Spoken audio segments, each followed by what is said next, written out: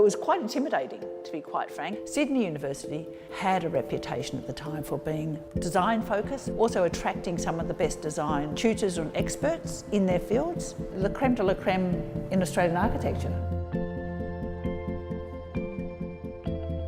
I'm Dr. Deborah Dearing, the District Commissioner for the North District of the Greater Sydney Commission. It was very radical. A lot of the activities at the university were really triggers for a different way of looking at architecture and different ways of looking at cities and different ways of looking at the environment. You've asked me about the tin sheds. The tin sheds were nothing like this room with its white walls and sort of concrete ceiling. It was very much tin sheds. It was a collection, a rabbit warren of old tin sheds, some of them very tiny, which is where I did etching.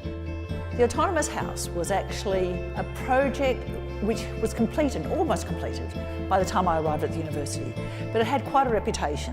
It was an exploratory project about alternative types of architecture, exploring what is sustainable building, what is a house, how can people and communities live with much greater freedom. Obviously it was built by hand, by the students, but it had fabulous character internally and externally. Paul James steered that project. There were a lot of passionate people directly involved in its delivery.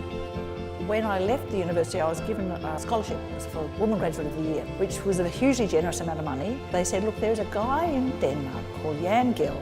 If you go and study in Jan Gehl, that would be worthwhile, and you may find that really interesting, which I did.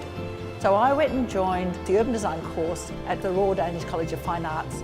Urban design was very much about not just the design of objects or architecture per se, but the design of cities. Understanding how great places are made is more than just a combination, ad hoc combination of buildings and floor spaces and heights. What public spaces work? What attracts people to stay there, not just walk through places? How do we make them function optimally for the entire community? How do we actually deal with all of those? That's urban design. As District Commissioner for the North, I work with all of the councils of the district to understand the challenges and issues and the strategy and the vision that they have for their future. How do we better manage the growth, the change in population, the change in demography and the environmental challenges going forwards for the district?